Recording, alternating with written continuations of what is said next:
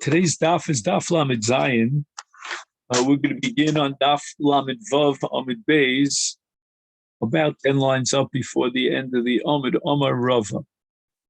Omar Rava, L'divrei Chachamim. The Chachamim say that if you marry a Muberes, then you have to divorce her until the 24 months pass.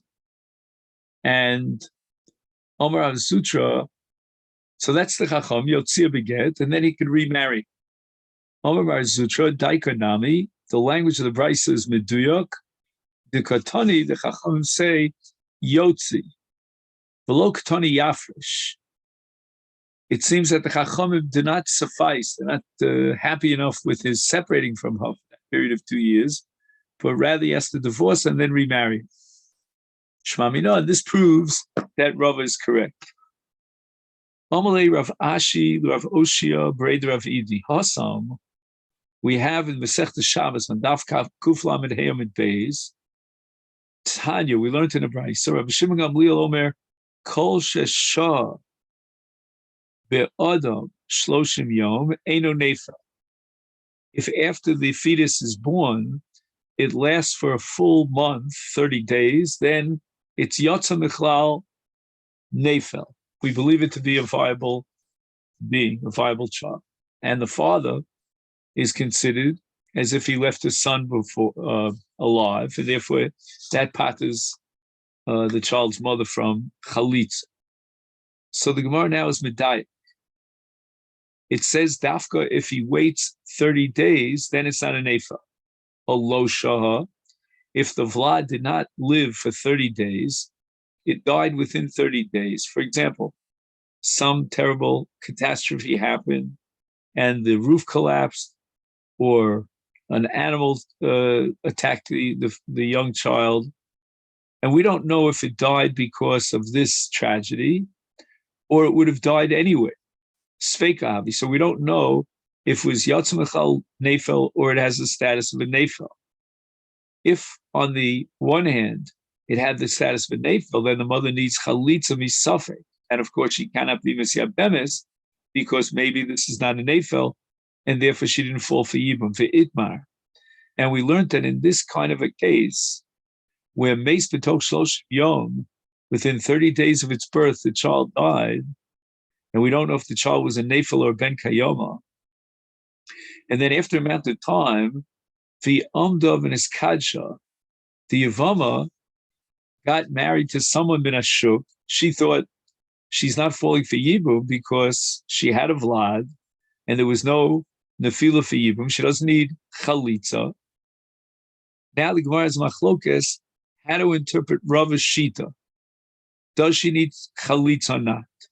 Ravinovich made the Rav Amar, since Rav Shimon Gamliel holds that there's a suffix whether we treat the child as a Nefel or as a Ben Kayama, therefore, im Eishes Yisrael he, if she got married to a second husband, and that husband is a Yisrael, so therefore, even if we require Chalitza, there's no hefsed to the Baal, nothing changed. Choletzes, we're going to require Chalitza. But in Eishes Koheni, if she got married to a Kohen, and therefore, as a result of Chalitza, she'll be Asura LeKohen, because the Rabbanan consider Chalitza like a get, Eino Choletzes. We're not going to generate an Israel Baila, a Kohen in this case, but rather we'll rely on the sheet of the Chachamim that most women give birth to a Vlad Shel Kayama, and it's not of Nefa. And she has a Chazaka, therefore, of being Muteris L'Shuk, because there was no Zika, there was no Nefil for Yibum, and she doesn't need Chalitza. But Mesharshem, which made the Rav Hamar, he had a different tradition. Achazu, whether she's married to Yisrael, Achazu, or she's married to a Kohen, Choletzes. Misafek, she must have Chalitza. And even though she got married to a Kohen, she's Asur al Baila, and the Kohen will have to divorce her, because we're going to be Choshesh for the sheet of Reb Shimon Gamliel, that only if the child lived past day 30 since its birth, then it's Yotze Mechal Leif. Otherwise, if it died, the Vlad is a suffix, she needs Chalitza. Amalei Ravina L'Rav Mesharshia. And here we turn to our daf for today, daf Lamed Zayin. The Urta, in the evening, Amar Rava Hachi. And that's what Rava said, as I quoted in his name, that even in the case of an Ashes Kohen, she'll need Chalitza and she'll be Asur al Bail. We'll have to break up that marriage forevermore. But Vitzafra, however, the next morning, Hadarbe, Rava rethought it and he retracted his original position. And he holds that in the case of an Ashes Kohen, we'll rely on the Shittas Chachamim that the Vlad would have been a Bar Kayom if not for that terrible tragedy that happened. And therefore, she's Muteris L'Shuk, there's no Nefila for Yibum, and she doesn't require Chalitza. That's how we're going to salvage the marriage with a Kohen. Amalei, Rav Mesharsha said to Ravina, Charisu, you were Matir and Ashes Kohen in the case where the Vlad of her previous husband, her late husband, died within 30 days, and you're allowing her to get married without Chalitza. You're not being choshesh for Rav Shimon Gamliel. Yehei Rava the Tishtaru Af Tarba, which literally translates as Yiratzon, may it be his will, Shetatiru Af Achilas Chelev, that you'll be matir even to eat chelev. In other words, there's a clear-cut Easter in this case of Easter chelev, and nevertheless you're going to be matir it. And this was his way of saying that they shouldn't have been matir in the case of an Ashes Kohen, where the Vlad of the previous husband died within 30 days.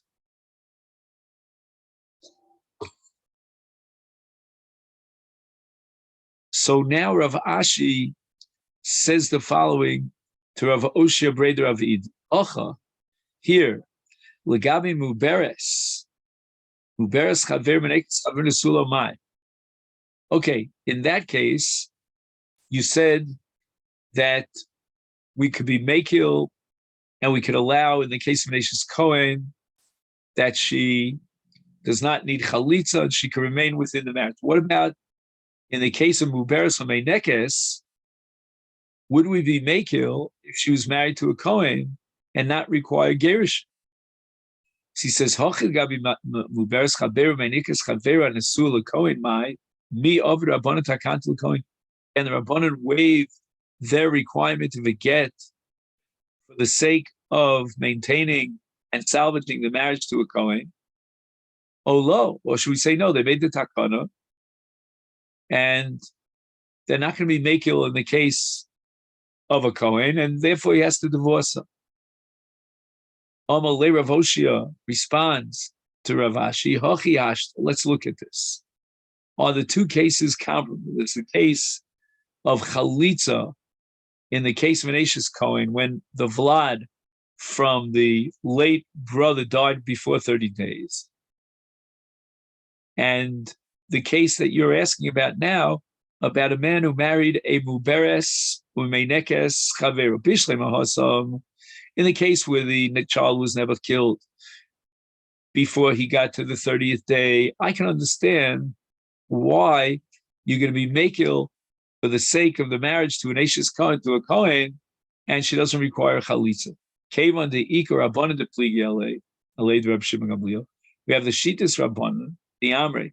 They hold Afal Gav de Lo Shoy, even though the baby didn't last until its 30-day birthday, but rather was killed. Nevertheless, most women give birth to a Vlad Shal Kayama. And we can support that chazaka by Vlad Ma'al Yahavi. I shouldn't say support, we should rely on that chazaka and assume the Vlad was a Bar Kayama, Legabi Ashes Kohen, in order to allow her to continue her marriage with a Kohen. We don't have a possibility of requiring Chalitza as Reb Shimon Gamliel would require. We're going to rely on the Rabbanan that she doesn't need Chalitza because it's a case of lo efshar.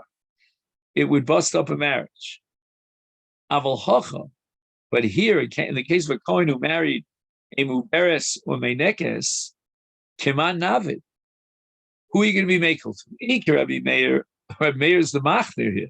Omer, he's of the opinion that even in the case of an Eishes Yisrael, Yotzi v'lo yachzer olamis, we're going to impose a penalty on him. He won't be able to remarry her after he gives her a get forever and ever. The Ikar Rabbanan Amri beget. The Rabbanan say that although there'll be that separation period of 24 months, but nevertheless, he has to deliver a get. And that's going to prohibit her to marry a Kohen. Or if she's married to a Kohen, we're going to have to break up that marriage and require a get. So we don't have any shita to rely on, lakula, as we do in the case of a Vlad after its birth that died through some unusual tragedy, and we can rely on the chazaka that the child would have lasted and was a viable child, and therefore there was no need for chalutz. That's the Rabbanan shita. Itmar. Now we said that a man is enjoined from marrying a grusha or an almana if he didn't wait 3 months since the day of the death of the previous husband or the gerish. What's the din if he went ahead and he was mekadesh her illegally against this takonos rabbanan within the 3-month period of time? Does he have to give her a get? Itmar, kidcha. He went ahead, he was mekadesh the almana, the grush b'tov shlosha, within the 3-month period since the misabal of the gerushin barach, and now he ran away. Pligi ba Rav Acha v'Rav Amra v'Rafram. The bezin have to run after him and force him to give a get because he violated that takana. Or shall we say, since he ran away and he's no longer here, we don't have to be toreach and find him somewhere across the earth in order to force him to give a get. Chad Omar, according to one opinion, Mishamtina Le, Bezdin will put him into nidui in order to pressure him that he should deliver a get. Chad Omar, a ruke misatye.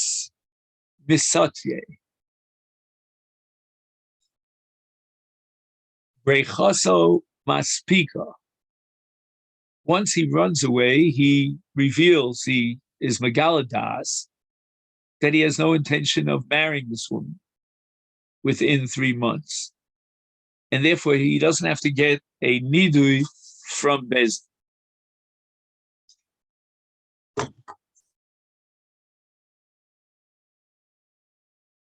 So again, according to Chad Omer Meshamtinon, we have to use whatever pressure we have through the mechanism of nidui in order to get him here, bring him back, hook him up, schlep him in, and make sure that he gives a get. And the other opinion is that no, he was Mikal Dasit, he doesn't have any intention of marrying to her, and Bezdin doesn't have to put him into nidui. And in fact, Havi Uvda, there was a case of a person who's Makadesh woman told Shlosha Yomi, Shlosha Chadoshim, Ubarach, and he ran away. V'yamalei Rafram, Eruke Mistoye. His running away was effective. He doesn't have to be forced and compelled to give her a get.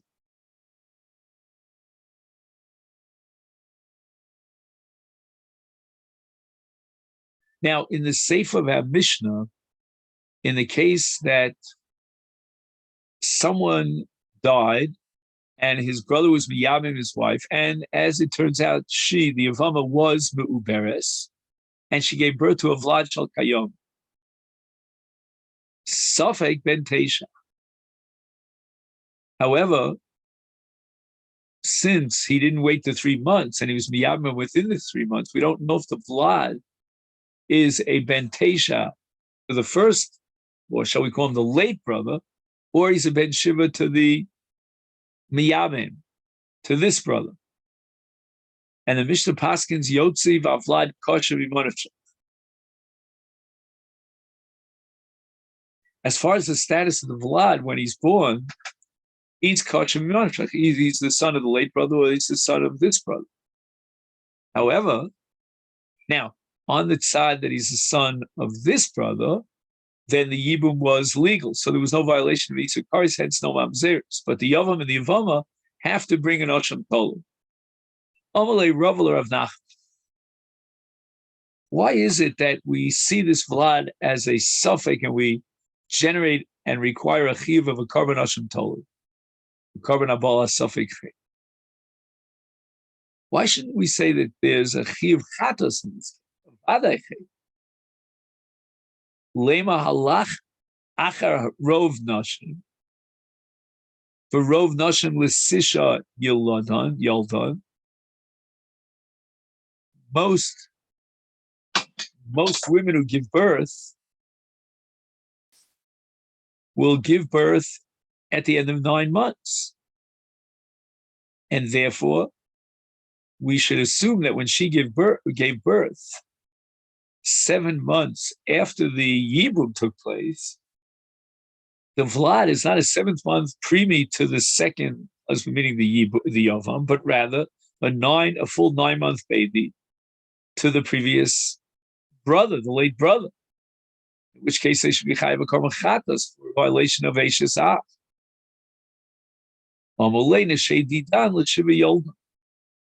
Our women give birth after 7 months. Most of our women give birth to preemies.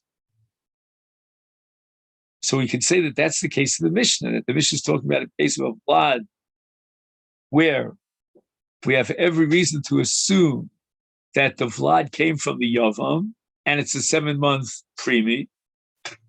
And therefore, there's no Vadai Chet, there's only a Safek Chet, that maybe it's a Bentei Shalarichon, and therefore they bring a Korban Hashem Tolut. Omalei, Rava says from Nach, that's strange. Nashi did Chu Aviruv di Alma. You want to establish a road, and you're going to establish a road based on your strange phenomenon in your city. That's not Azlina Basaru, but that's not what we call Holchim Achar Ro. Rov Nashim give birth after 9 months. And therefore there should be a Chiyuv Chatas, not a Chiyuv Hashem Toli. Don't talk to me about your location. You can't base a robe on your location.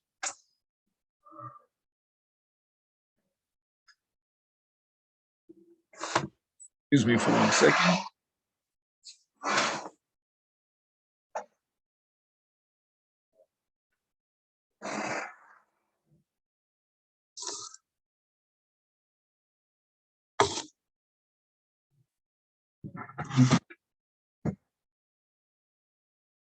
Omalaser of Nachman responded to Rava's argument, you didn't really understand what I said. What I said and what I meant was Rov Nashim Yaldon Latisha, Umiut Lishiva. Most women give birth, they carry the full term after 9 months. There is, however, a silent minority that give birth after 7 months. But Kol Yoldas Latisha, Ubra Nikar Lishyamel, a woman who carries for a full term of 9 months after the first trimester, she's Nikar Aleshi Muberis. We can see she's showing that she's pregnant. And therefore, each Azu, this woman who had Yibum within 3 months of her late husband's death, Hoel V'lo Hukar Ubra L'shlish Yomeha, since calculating the time of the death of her previous husband, the late brother, 3 months have passed by, and there's no hukar ibur. And Israel Ruba, therefore, we have a raise on the rove that normally we would say al tzlina basaruba, but here there's a raise on the rove. Why wasn't she nikara ibur within that 3-month period since the death of her husband? So we're left with the suffix. Should we assume, like the rove, that she'll give birth to a 9-month-old baby who's the son of the Rishon, or like the miut that give birth after 7 chadashim and he's the son of the Sheni, and therefore he cannot be a chiyuv korban chatas. There's only an Hashem Torah. So the Gemara says, wait a minute. You're basing yourself on the certitude of the fact that within 3 months there'll be a heker or uber shall show, and that's a woman who gives birth after 9 months. Is her? What about this woman? Mitlo hukar l'shlish yomeh ubra vade bar masroel. Why don't we Why don't we say that they don't need a carbon at all? We should assume vadai, based on the facts on the ground, that this child is a ben shiva to the yava. In which case he fell for yibum and the yibum was valid. So therefore, there should be no need for any sort of carbon. We have to refurbish it a little bit. Rov hayoldos latisha ubra nikar l'shlishim. In most cases, a woman who will carry the full term 9 months, she's showing already at the end of by the end of the first trimester. Bahai, this woman, the low hooker l'shlishim meha. We don't see that she's pregnant. Therefore, Israel ruba. We no longer have this rove. We have a raise in the rove, and we're left with a suffix. And therefore, they have to bring an asham tov. The Mishnah establishes that a suffix ben teishal rishon, suffix ben shiva liachron, the vlad is kosher b'monefsha. Tanur Rabbanan, Rishon, the first child that is born, is a suffix. Suffix kosher legamri. I mean, because he's a suffix, he's kosher legamri because of the mimonisha. Royally is Kohen Gadol. We can appoint as a Kohen Gadol. The Sheni, but if they continue their marriage, and we don't know whether or not this child was the child of the late husband, so that's a suffix, is therefore, if they continue that marriage, which is a violation, suffix at least, of Ashes Ach, is the child is a mamzer misafek. Because again, if the child is in fact, the first child, I should say, is in fact the son of the late brother, then we're back to the Isser Erva of Ashes Ach. There was no Yibum, which is a Chiv Kares. And therefore the Ben, if they continue that marriage and they have another child, that child is a product of a Chiv Kares, violation of Chiv Kares, and it's a Mamzer. Rabbi Eliezer ben Yaakov ein Mamzer mitzaf. What does that mean? My comment. What does Rabbi Eliezer mean when he says there's no Mamzer mitzaf? I mean, after all, we certainly have a suffix here. There's at least a 50% chance here that the child is a mamzer. I can just ignore that. Rabbi Yehochim, this is what the Brisa has in mind, and we'll start with the Tanakama. Rishon roy lios kongo, sheni suffix mamzer v'yosef b'mamzeres. We're not going to allow the suffix mamzer to marry a mamzeres.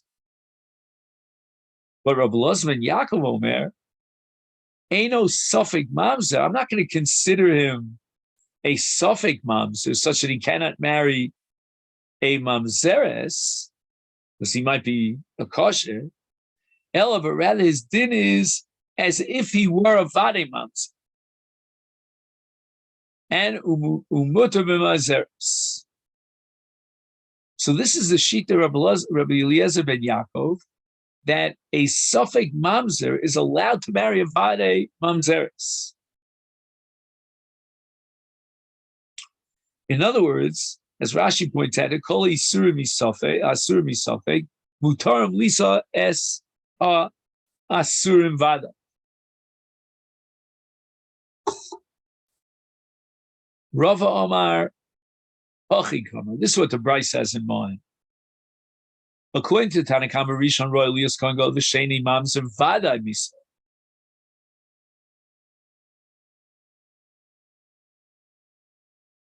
In other words, because of this suffix, we're going to consider his din like a vadai mamzer, which is the way we originally interpreted Rabbi Eliezer ben Yaakov, but now we're interpreting the Rabbanan in that light.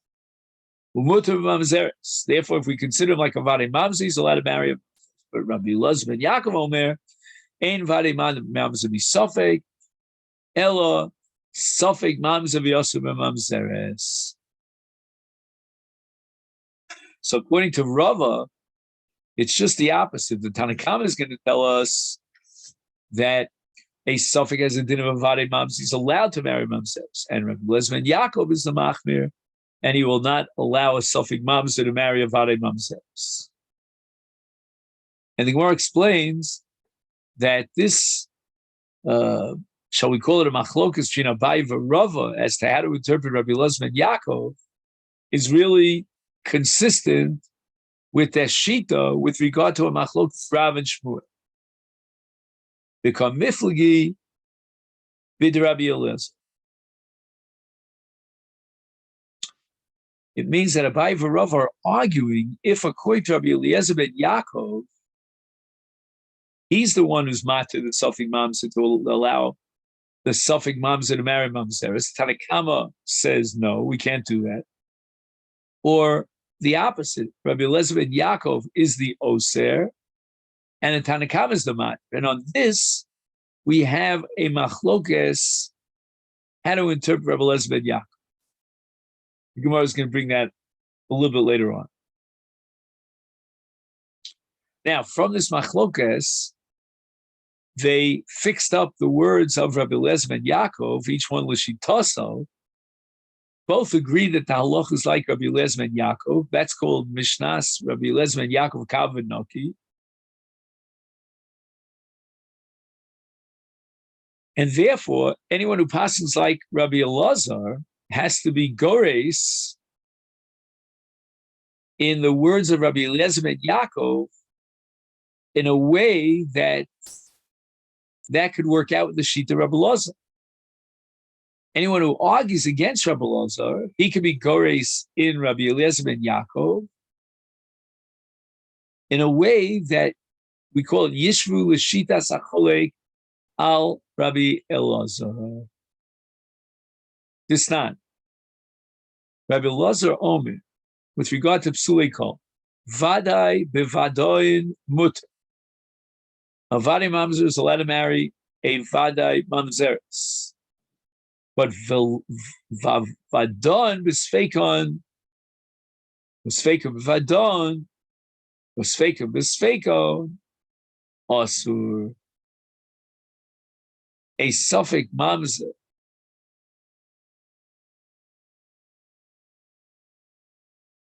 who has the din of a vada,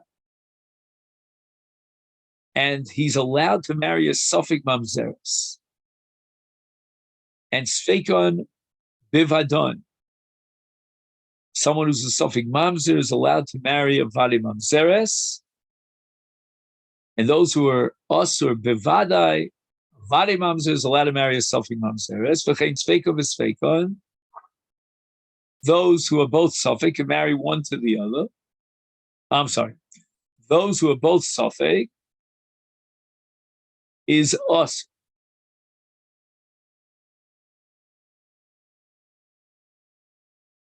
Which means that in the case of a Suffolk, we have to consider the possibility that he's kosher.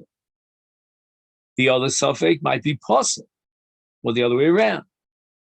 And therefore, Elu Asurim Zebazeh.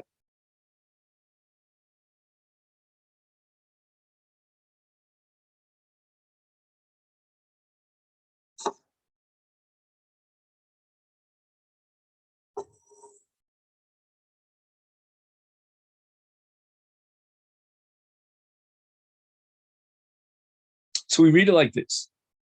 Vadon bevadon muta. If we have a Vadi Mamzer, he's allowed to marry a Vadi Mamzer. However, and here's where we have to emphasize the word however, which is not in the Mishnah itself, aval. That's where we have to add the word aval. In contrast, Vadon, B'tzveikin, Vadon, B'tzveikin, us. We always have to be choshesh for maybe he's kosher if it's only a son. Elu ein Tzveikon, what would be a case of those who are surim misafek, shatuki? We know who his mother was, but we don't know who his father is. And it's called shtuki because shekore li aviv abba imo mashtikasa. Which means that she's trying to notify us that he's not the father. So this is a suffix. Bastufi, we find a baby, a cradle, a bamboo cradle in the shuk, and we don't know. Maybe the mother of this child became pregnant from an Adam Pasuk. The Kusi, these are the Suffolk Mamzerim, because they're not Chosh all the Josh Chachamim of Kicha, Mistei Ephron, etc. They never recognized Kiddush Mishtar B'Kesef. And therefore, if one of their ladies was Miskadsha B'Kesef or Mishtar, then another person would marry her without requiring a get, because they don't recognize Kesef and Shtar, which are derived from Kicha, Mistei Ephron, Torch Peh. And therefore, there are a bunch of Mamzerim coming out of their flock. Yom Rav Yudam Rav Halacha Krabalaza. That Suffolk Mamzer is Asur Bivadi Mamzer. He's also Asur B'Suffolk Mamzer. And Rav Yehuda adds, Kiyam Risa Kami Shmuel, when I said over the words of Rav to Shmuel, that Halacha is Krabalaza, Amali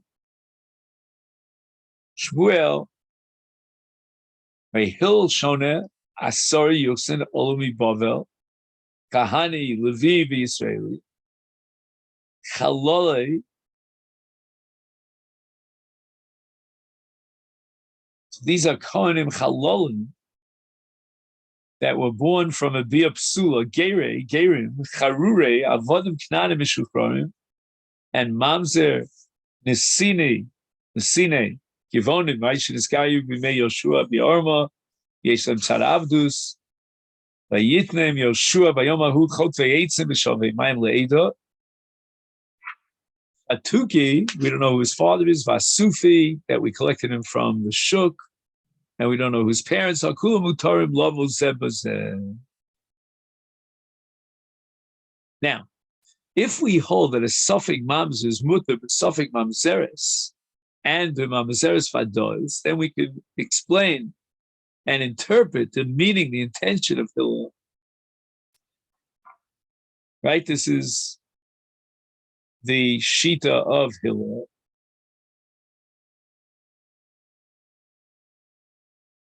And Hil Shona Asor Yuxin Olmi Bavel Kani Levi Yisrael Chaloli.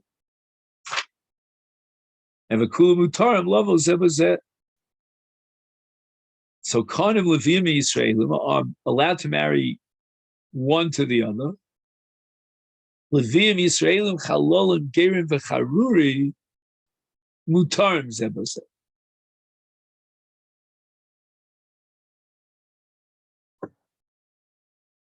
So that seems to be the rule of Mutarim Zebazet.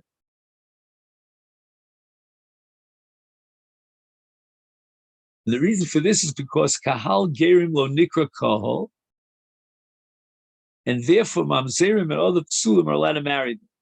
So that's this whole list of Chalolim and Gerim and Charuri. Fine. The Ad Amrit Halacha Rabbi Elazar, that all the fakers are Asurim Zebazeh, Suffolk Mamzer is also Suffolk Mamzer. He's also B'Shtuki. Shtuki is also in another Shtuki, and a Suffolk Mamzer with another Suffolk Mamzer. Heich Yiu Mutarim Kulam. Love Zebazeh. Because if you're going to tell me that they're all Mutter Zebazeh, which was Machlokas Rav and Shmuel, if you're going to pass an halacha like Rabbi Elazar, that a Suffolk Mamzer is also b'Suffolk Mamzer, and how much more so he's also an Avare Mamzer,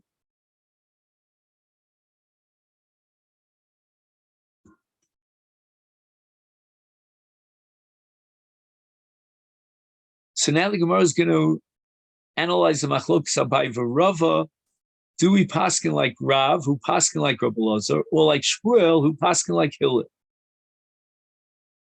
And based on this, they're arguing Abai v'Rava Hanik Bigores, the girsa of Rabbi Eliezer ben Yaakov. Abai Savar Shmuel, Demar Alocha ki Hillel, that a suffix mamzer is mutter b'suffix mamzer and a mutter b'vade mamzer. And therefore, the muki le Rabbi Eliezer ben Yaakov aliba the hilchasa. So Rabbi Eliezer ben Yaakov, who said that suffix mamzer is like a vade mamzer, and you can be matir of a suffix mamzer with a vade mamzer. Is ki hechi lo tikshi hilchasa hilchasa. If you want to avoid a contradiction of halachic Hillel and halachic Rabbi Eliezer ben Yaakov, is that's going to be Abaye. So Abaye again, he's going to paskin that suffix mamzer is mutter b'suffix mamzer, mutter b'vade mamzer, and halacha is Hillel, and therefore he's going to interpret Rabbi Eliezer ben Yaakov that a suffix mamzer is like a vade mamzer to be matirim, a suffix mamzer and a vade mamzer. So there wouldn't be a stira between two principles: the principle of halacha Hillel and the principle of halacha Rabbi Eliezer ben Yaakov. Rava Savala Karav, the Amalach Rabbi Elazar, that a suffix mamzer is also a suffix mamzer, and how much more so in a vade mamzer, and therefore the muki law le Rabbi Eliezer ben Yaakov aliva the hilchasa, and therefore he's going to interpret Rabbi Eliezer ben Yaakov aliva the hilchasa, so that suffix mamzer is also the mamzer mazeres vaday. Yehechi tikshi, so that we won't ask here on the top of Lamed Zayin of Beis, Hilchasa, Hilchasa, Rabbi Eliezer on Rabbi Eliezer ben Yaakov.